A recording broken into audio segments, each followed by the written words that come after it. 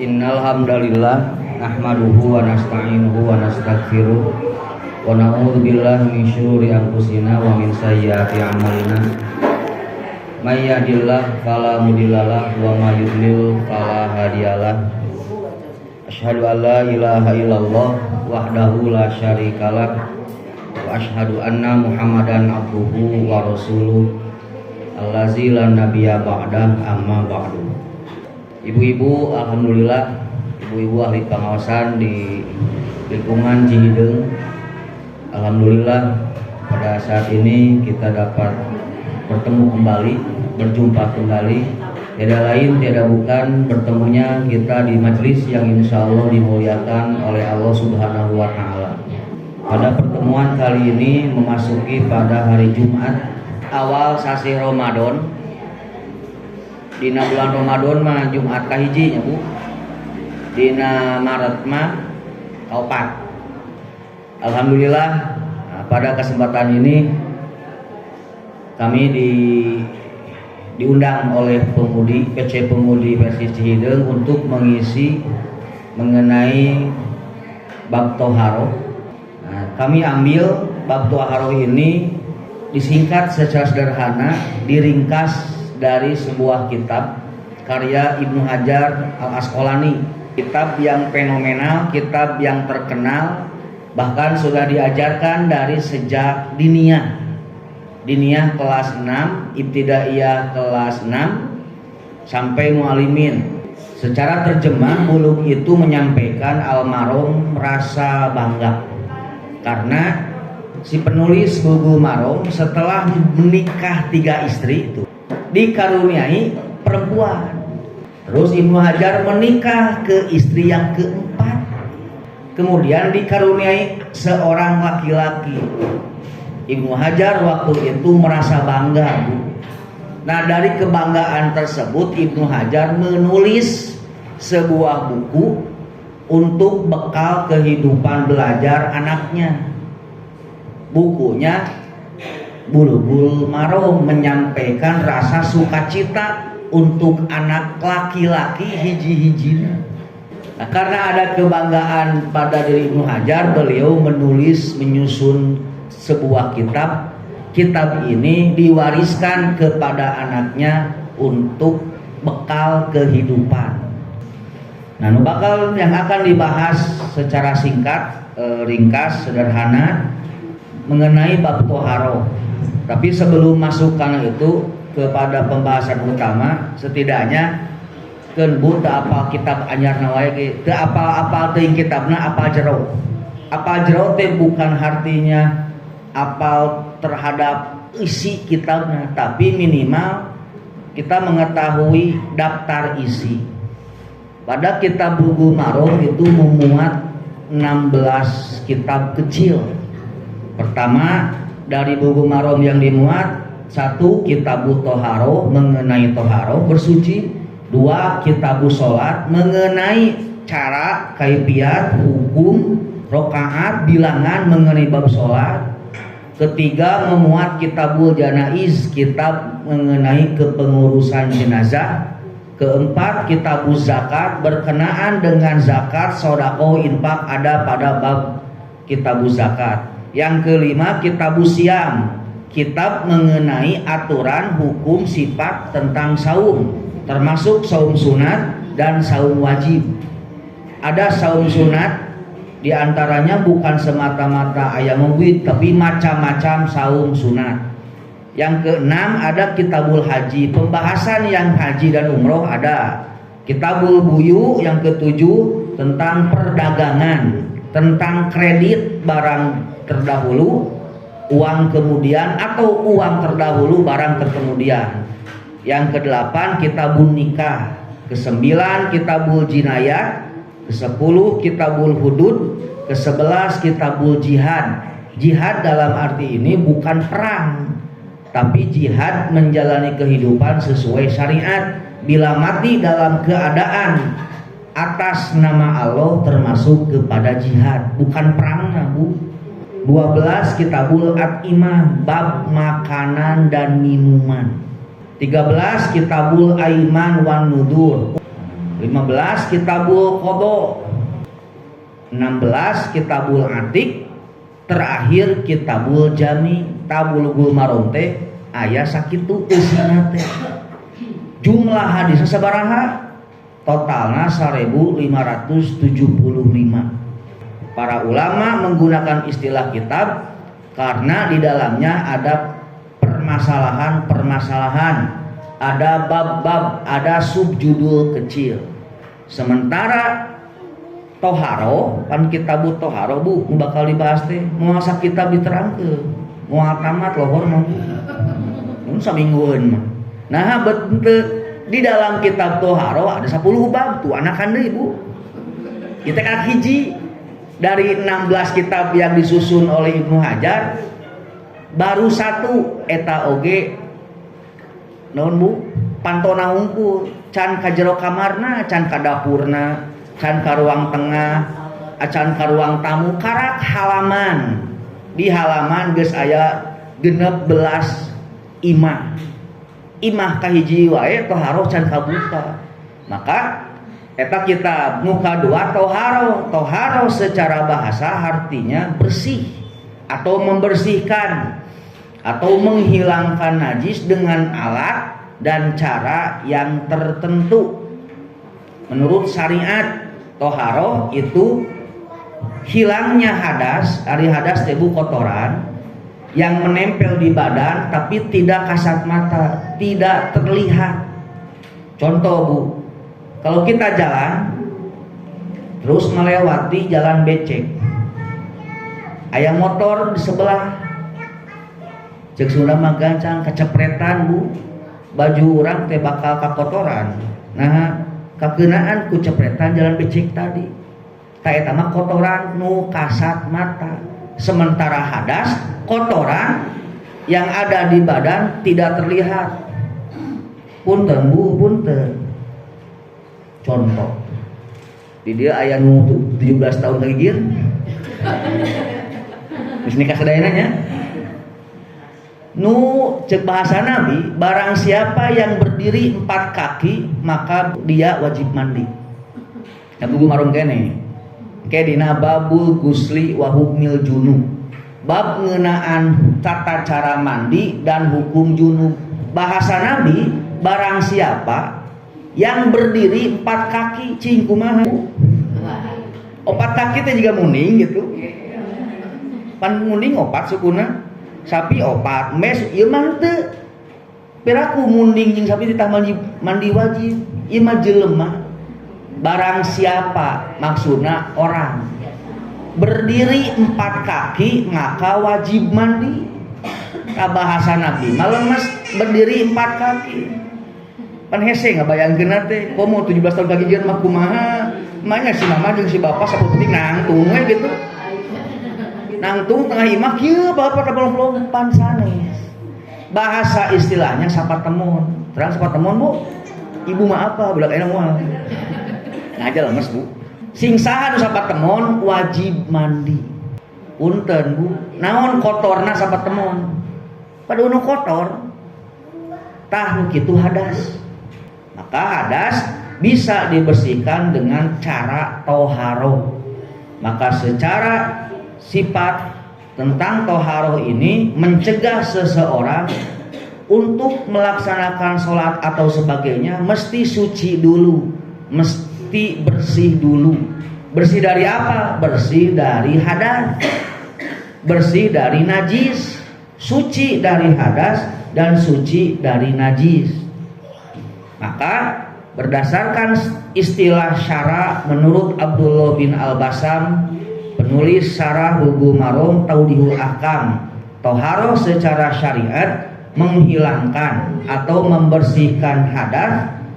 Toharoh berdasarkan syarama, 1 membersihkan, menghilangkan hadas, menghilangkan najis dengan alat dan cara tertentu. Tidak bisa menggosok najis ku cara kasakahayang. Oke, bakal ditemukan hadis ketika air yang ada di ember salah seorang di antara kalian walagol kalba dijilat ku anjing, maka wajib dikumbah 7 kali. Salah satunya dengan tanah.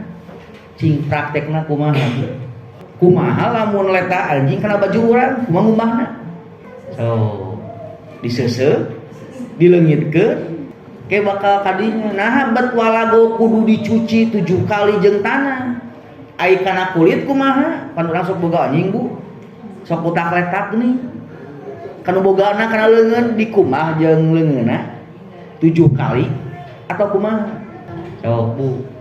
Kenging terus anjing. Boleh teu kita ngukut dong. Ngukut anjing di depan rumah kenging teu? Kenging Bu. Engke bakal aya pertanyaan kedua. Ieu sampai diklaim bahwa anjing teh najis. Najis mugolado. Najis mugolado bukan ucapan Nabi tapi para ulama. Kulantaran aya mugolado aya we pertengahan mutawasito. Kulantaran pertengahan aya pangringana mukhaffafa. Ta najis penggolongan 3 jenis najis teh bukan bahasa Nabi tapi para ulama. Artinya boleh ke orang dibantah kalau kita punya dalil yang lain, kecuali ketika lidah anjing menjilat air yang ada dalam bijana kalian, maka airnya dibuang tuh. Dibuang tuh Bu.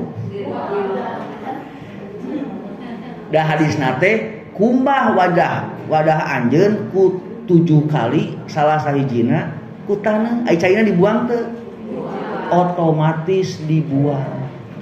Nah itu rahasia dibalik kalimat walago.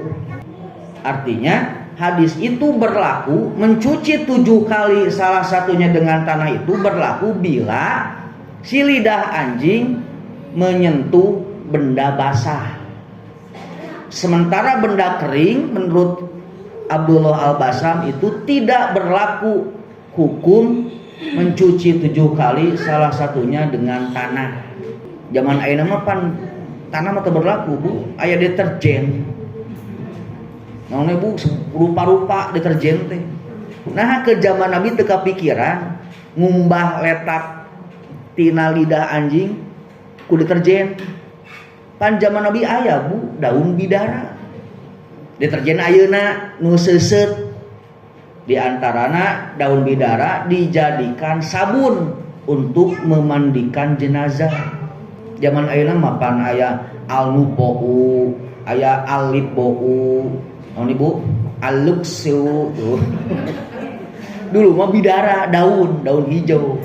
Kata pami ibu umroh bekal bidara ka dieu. Nu kumaha daun bidara teh dasan apa?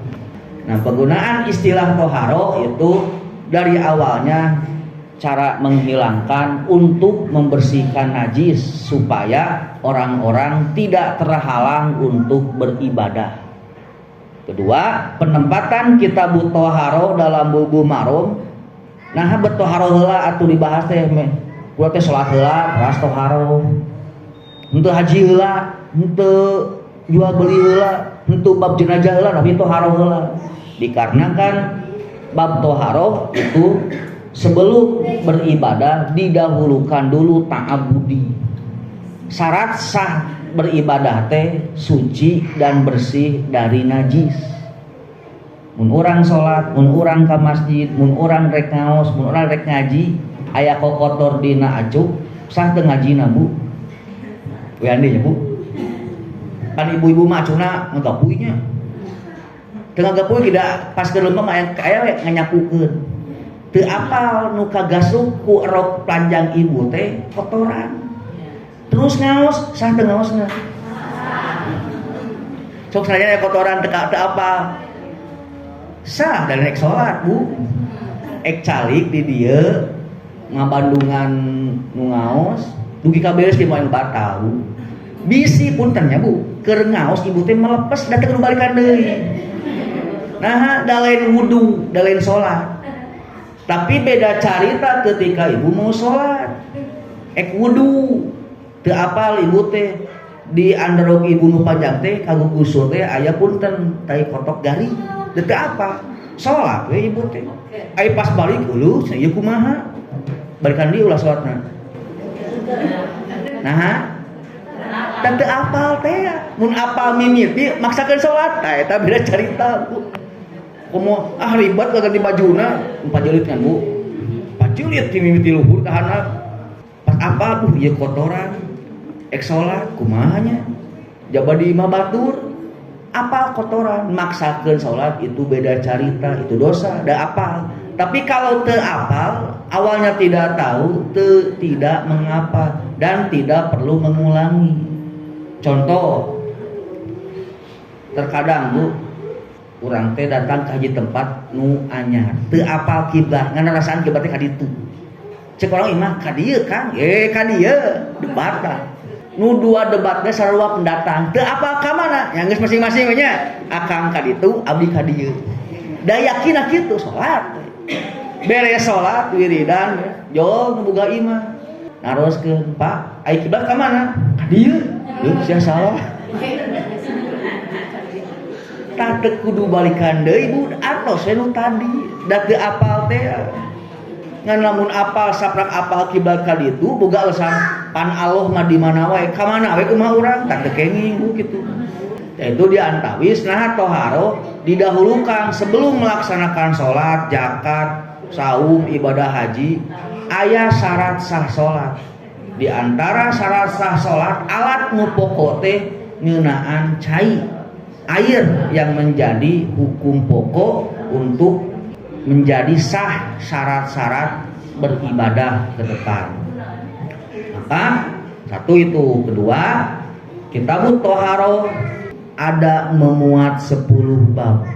Tanu bakal digarap dibahas yang teh 10 bab secara versi ibu-ibu singkat padat ekspres. Moal ditangkeun hiji hadisna naon moal. Cekap we nah babul miyah, babul aniyah, izalatun najasa, babul miyah teh bab cai. Babul aniyah bab wadah-wadah ibu unggulnya bab wadahan katilu bab izalatin najasa bab cara ngaleungitkeun najis kaopat babul wudu bab mengenai sifat hukum wudu kalima bab mashi alal hupain bab mengusap dua sepatu 6 bab nawakil wudu bab pembatal wudu 7 bab adai qodoil hajah ringkasna aturan ngeunaan BAB cek Islam kumaha jeung urusan WC aya dibahas Bu. Agama mana nu ngabahas bab WC moal aya kecuali Islam. Asup nu kenca keluar. Nah nya. Lalu kita ibadah mina ada cek Allah kitu. Kadalapan babul gusli wa hukmul junub tadi berdiri 4 kaki teh aya dina pembahasan bab mandi dan hukum junub. Ieu mah ibu-ibu bapak-bapak. Ke-9 babut tayamumi bab mengenai tayamum, terakhir babul haidhi bab khusus kewanitaan, bab haid. Tangke panjang mengenaan bab haid ketika berkaitan dengan satu ibadah haji atau umroh. Tapi ya mampu pun kayaknya lamun diuk di masjid muhed kayak bisa tuh. Bu-ibu ya kerhead diuk di masjid, di jero masjid bisa tuh. Lain kenging tuh bisa tuh. Bisa, aku tinggal gegek diuk atuh. Nu kadua ngan beunang teu tah eta. Ulah bisa jeung meunang beda, Bu. Ibu tiasa nu head cari di masjid bisa tinggal gegek diuk atuh, Bu.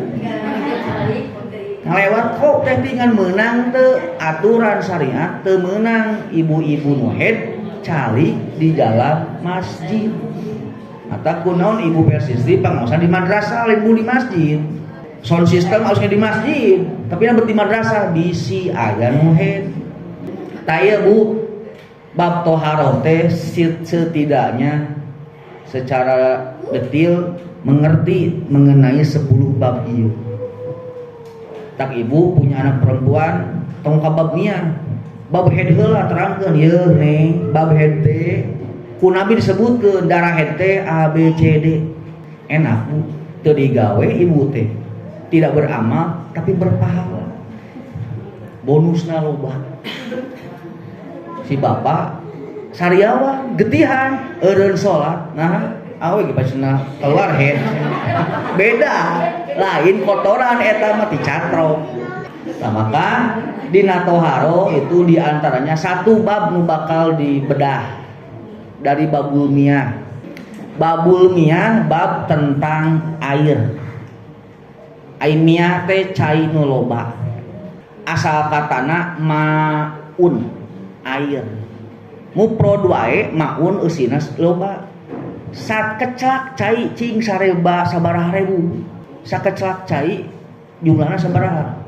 Geus loba bu, komo ieu miyah. Kade ulah namian budak awe. Miyah dieu, tapi cai teh. Miyah ulah bu. Loba teuing cai we hiji seueur komo ieu miyah, banyak air. Secara bahasa bab hartosna panto. Mata kunaon orang budak dinia babun panto baitun bumi masjidun masjid kursiun eta teh nunjukkeun hiji babun hiji panto masjidun hiji masjid. Oh berarti nu un-unan hiji teh. Masjidun kitabun bangkuun maktabatun maktabun. Oh jadi gampangnya un-unan teh jadi hiji. Emut kene nuju dinia kupun biang diajar babun panto masjidun masjid guruna mah kitu we urang masjid panto teu nyebutkeun babun kadienakeun oh babun teh panto. Ternyata panto mah kesimpulan secara terjemah bab itu tempat masuk kepada sesuatu. Meunang teh jendela bu panjang bangsat mah jendela asupna teh tah kitu bu. Jendela jadi tempat masuk bukan tempat lazim, bukan tempat yang biasa untuk masuk. Tapi pintu disebut babun karena biasanya orang memasuki sesuatu melalui pintu. Itu secara bahasa. Bab itu artinya sesuatu untuk dimasuki. Sementara secara istilah bab itu nama sejumlah ilmu pengetahuan yang serumpun yang di bawahnya terdapat bagian-bagian, terdapat masalah, terdapat pasal-pasal. Itu terjemahan ahasan. Sementara miyah, tadi miyah itu bentuk jamak dari maun. Mufrodna maun hiji cai. Walaupun maun satu air jumlahnya banyak, komo miyah banyak air. Maka cai teh nah dia direcah teh. Nah udah cabut. Da enak kusumna mah direcah beres. Ku Indonesia mah hese direcah naon gitu. Dibedah, dibubukeun, dicacag tuh pan paur. Setelah dikuliti direcah teh bu, dibejer-beaskeun sudah kene. Air itu secara kimiawi itu tersusun dari gas hidrogen. Naon cek urang gas hidrogennya bu, dan oksigen. Ieu cek udah ngora yang ibu lieur naon gitu teh. Ngan minimal pernah diajar baheula. Nu kitu teh cai we atos gitu.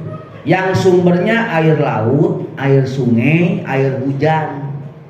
Ai balong sumber sanes balong mah. Kulantaran asalna ti laut. Diserap ku panon poe ka luhur, di luhur jadi hideung, curun cai cur jadi hujan. Nembe we aya balong jeung setu situ. Di situ ka sungai balik deui ka laut, muir we. Jadi sampai saat ini air itu tidak berkurang.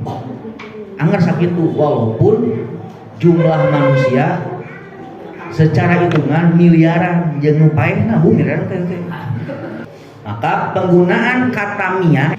Nah, bab ini ditulis dalam bentuk jamak dikarenakan almiyah air itu sebagai dasar hukum untuk bersuci. Dilihat tina hukum istilah hukum syariat, air itu bermacam-macam. Bermacam-macam bukan warnanya, bukan jenisnya, tetapi hukumnya. ada air yang boleh dipakai bersuci, ada air yang tidak boleh dipakai bersuci. Air hujan boleh dipakai wudhu? Boleh. Kalau cantang tubuh kayak aturan. Air sungai boleh tuh. Nya mun sungaina badak, mun di Cipatujah makan hese. Urang wudhu ti dieu, dibilang ditu aya nyusuh, aya nu anu, wah bu, di lembur mah. Air laut boleh tuh. Asin bu. Air jam-jam tah Bu Yani, air jam-jam kayaknya pakai wudhu. Pangwaka dipakai wudhu di minum gitu. Tapi air nu kumaha yang bisa dipakai bersuci dan air yang bagaimana yang tidak bisa dipakai suci. Air kopi najis tuh Bu. Bisa pakai wudhu. Maremong. Tah teu bisa nanti bukan karena ada najis, tapi mengandung warna lain, zat lain. Sebenarnya teu naon Bu, ai daek mah ai kersan mah wudhu teu ai teh. Cai teh eueuh Bu. Ai cai kopi. Cuang-ceung kumaha dibanyurkeun. Makanya nanti ketika dalam keadaan safar ada air atau tidak berlaku tayamum. Pertanyaanna, ari tayamum teh kulantaran teu aya cai atau memang gering? Jadi tayamum itu berlaku apakah berlaku karena tidak ada air atau kering? Nanti pertanyaan jebakan. Jawaban mah kulantaran keur safar aya cai tante. Sementara di kita adanya ieu atuh cai loba wudu we. Tadi urang mah sok aya perasaan mengpeung aya cai. Setelah tidak ada air baru berpikir tamun kieu akarak tayamum. Hukum cek saha? Hukum cek diri sendiri. Sementara hukum cek syariat sudah jelas Bu dalilna. Bertayamum itu berlaku satu bila dalam keadaan safar. Dua, boleh di rumah tayamum? Boleh. Bagi siapa? Bagi yang sakit. Sakit nu kumaha Bu? Ai nyeri huntu tayamum ulah. Bener tayamum we teu kaci Bu. Panas tiris tayamum Bu. Nu apal tayamum teu tayamum ketika sakit mah dirina. Eta kuat tuh kena cai. Tanu apal parah teu parah jeung cai saha? Dirina sendiri jeung dokter mun apalin lagi. Contoh naon Bu nu teu meunang kangelan cai kulit. Teu meunang si ieu mah mandina ku bedak. Dulu pernah ada namanya cacar Bu. Digaro saeutik anakan ka belah dieu. Digaro deui pindah ku ka dieu berarti dieu. Eta saminggu Bu abdi ibak talak. Talak naonnya pun bilang teh calicil. Untung can ngesang cekel aja. Tah urusan itu. Maka babul miyah di dieu kulantaran bab air ada yang dilarang, nanti ada yang dimakruhkan untuk berwudu. Ieu perdebatan contoh najolang cai disimpen kapoe harus pakai wudu. Eta perdebatan ulama. Kayak di kasusna tidak boleh seorang laki-laki mandi dengan bekas air perempuan, istrina maksudnya. Kalau mau barang we mandina gitu cek Nabi teh. Contoh cara ge ibak ti payun. Nu kadua sumping istrina lebet deui ibak make cai tadi. Ulah imut zaman ayeuna Bu, zaman mah beres sok palidkeun, kosokkeun deui. Zaman Nabi cai itu lebih berharga daripada emas. Maka air yang dipakai mandi tetap pada ember itu, teu dipiceun. Jadi mah teh dicebur, sisa teh kadinya deui. Mun urang di imah betub. Terang Bu betub. Jolang badag. Di hotel betab. Tah cai sakitu anjluk salakina geus beres diandukan aluat sup deui istrina di dinya deui. Zaman Nabi air itu berharga sampai mandi tidak dibuang jika urang mah mandi ayeuna beuting beres ayeuna piceun ganti nu anyar. Zaman Nabi ira teh ejet pambu cai sakitu-kitu lagi bermanfaat. Kalau mau mandilah bersama-sama. Tina babul miyah bab cai itu memuat 17 hadis.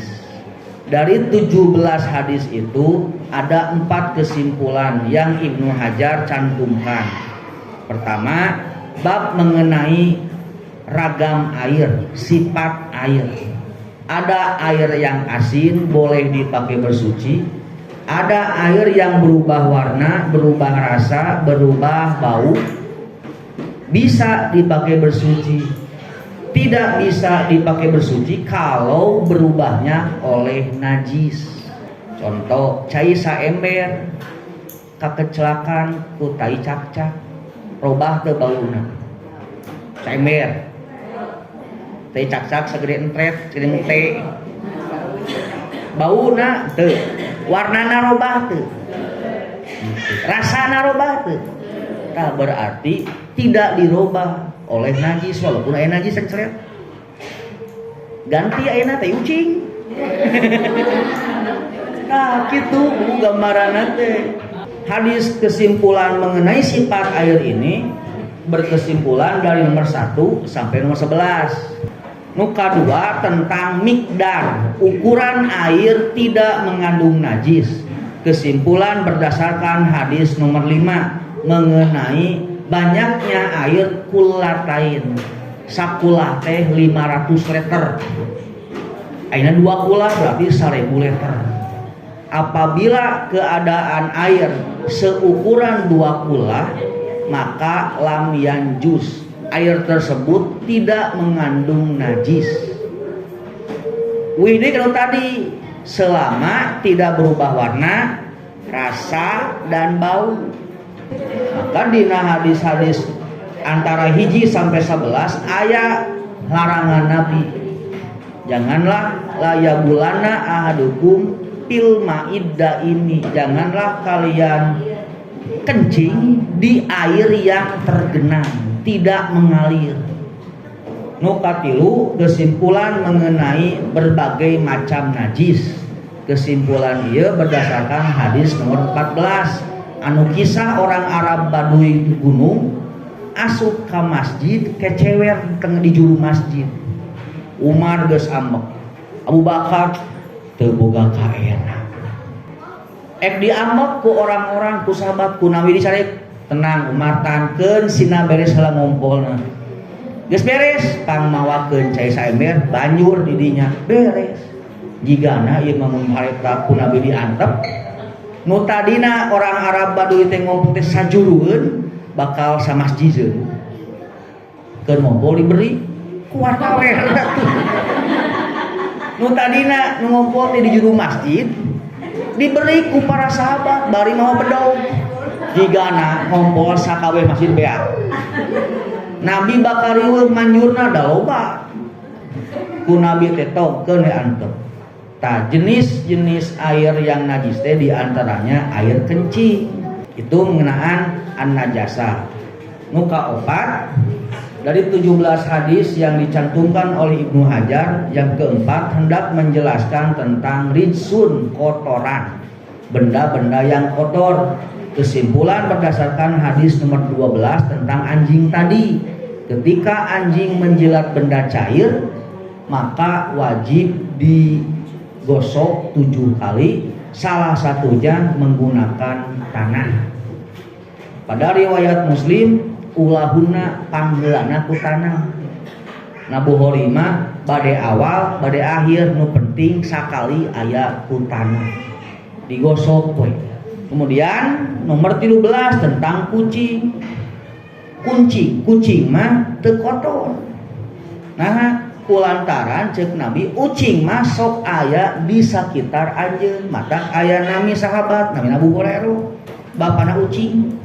Nuka 16 tentang lalat. Ketika hadis teh nalika lalat masuk kana gelas lelepkeun ku anjeun, sabab di sayap yang sebelah ada racun, di sayap sebelahnya ada obat. Terus minum caina ku urang. Urang lain aya lalat beli kopi dipiceun kabehnya Bu. Gelasna dipiceun geus. Ku Nabi geus aya petunjuk mun aya laleur asup kana cai tong langsung dipiceun lalatna, bebeskeun heula, teuleumkeun. Terakhir mengenai bangke. Tangan bangke mah naon wae nu kaeundeulpan ku bangke jadi najis.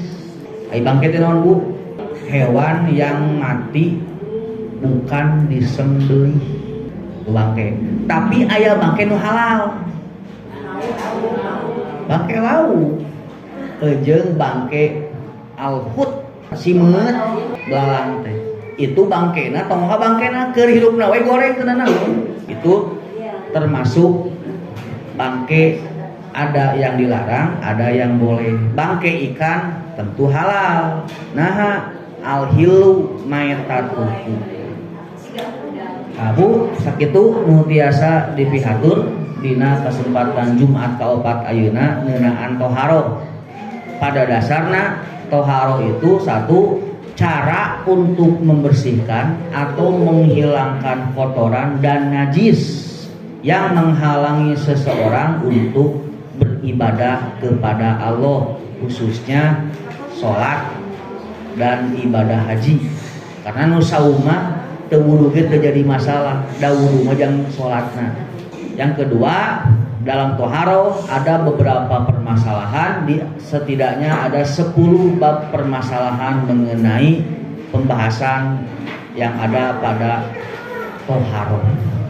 Mengapa toharo di awal? Karena toharo sebagai hukum asal pokok untuk syarat sahnya ibadah. Bukan masalah ibadahnya, tapi lamun toharona teu beres, ibadahna oge teu sah.